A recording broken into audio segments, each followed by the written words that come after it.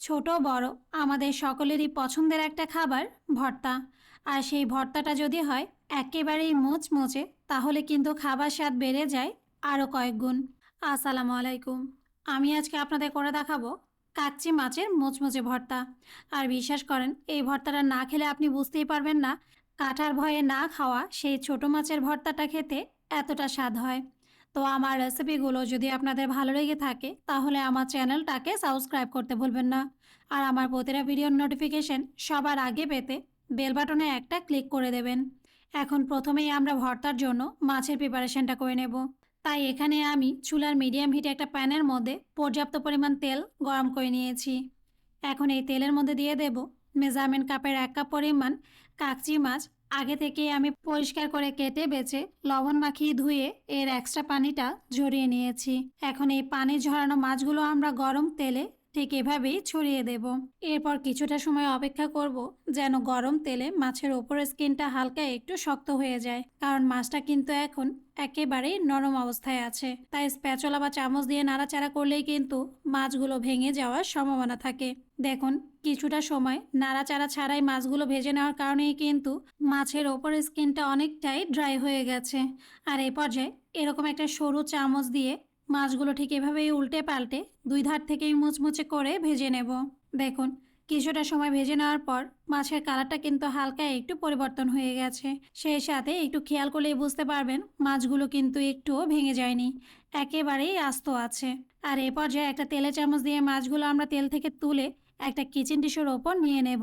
সেই সাথে চুলার মিডিয়াম হিটে আরেকটা প্যানের মধ্যে দিয়ে দেব 3 টেবিল চামচ সরিষার তেল। তেলটা হালকা গরম হয়ে গেলে এর মধ্যে অ্যাড করে দেব মেজারমেন্ট কাপের 1/2 কাপ পরিমাণ পেঁয়াজ কুচি, 6 কোয়া রসুন। এখন পেঁয়াজ আর রসুনটাকে তেলের ওপর হালকা একটু ব্রাউন কালার করে ভেজে নেব। আর এক্ষেত্রে অবশ্যই খেয়াল রাখবেন রসুনটা যেন ভালোভাবে সেদ্ধ হয়ে যায়। দেখুন, কিছুটা সময় ভেজে নেওয়ার পর পেঁয়াজের কালারটা পরিবর্তন হয়ে হালকা একটু ব্রাউন হয়ে গেছে, সেই সাথে রসুনটাও কিন্তু সেদ্ধ হয়ে গেছে। এ পর্যায়ের মধ্যে অ্যাড করে দেব মেজারমেন্ট কাপের 1/3 কাপ ছোট টুকরো করে কাটা পেঁয়াজ পাতা। এখন আবারও 1 থেকে 2 সেকেন্ড ভাজা পেঁয়াজ রসুনের সাথে পেঁয়াজ পাতাটাও একটু নেড়ে চেড়ে নেব। দেখুন, 2 সেকেন্ড ভেজে নেওয়ার পর পেঁয়াজ পাতাটাও কিন্তু একটু নরম হয়ে নেতিয়ে গেছে। এ পর্যায়ে এগুলো তুলে একটা বাটির মধ্যে নিয়ে নেব। সেই সাথে এই প্যানের মধ্যে দিয়ে দেব 4টা শুকনো মরিচ, 3টা কাঁচা মরিচ। এখন খুব ভালোভাবেই ভেজে নেব।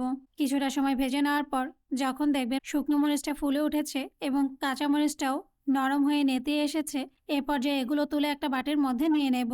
সেই সাথে ভর্তা তৈরির মূল প্রিপারেশনে চলে যাব। আর এর জন্য এখানে আমি একটা বাটনা নিয়ে নিয়েছি। এখন এই বাটনার মধ্যে প্রথমেই আমরা দিয়ে দেব আগে থেকে ভেজে রাখা পেঁয়াজ, পেঁয়াজ পাতা আর রসুনের মিশ্রণ। এখন হালকা হাতে বাটনায় এগুলো একটু বেটে নিয়ে এর মধ্যে অ্যাড করে দেব শুকনো মরিচ, কাঁচা মরিচ, স্বাদ মতো লবণ আর 2 টেবিল চামচ ধনিয়া পাতা কুচি। এরপর এই সবগুলো উপকরণ আবারও খুব ভালোভাবে বেটে নেব। মরিচ আর লবণটাও বেটে নেওয়া হয়ে গেলে এ পর্যায়ে আগে থেকে ভেজে রাখা পেঁয়াজ, রসুন আর পেঁয়াজ পাতার মিশ্রণ, সেই সাথে মরিচ বাটা খুব ভালোভাবে মিশিয়ে নেব। মেশানো হয়ে গেলে এগুলো একটা সাইডে সরিয়ে রাখবো। সেই সাথে আগে থেকেই মুচমুচে করে ভেজে রাখা কাচ্চি মাছগুলো দিয়ে দেব এবং হালকা হাতে বাটনা দিয়ে থেতলে নেব।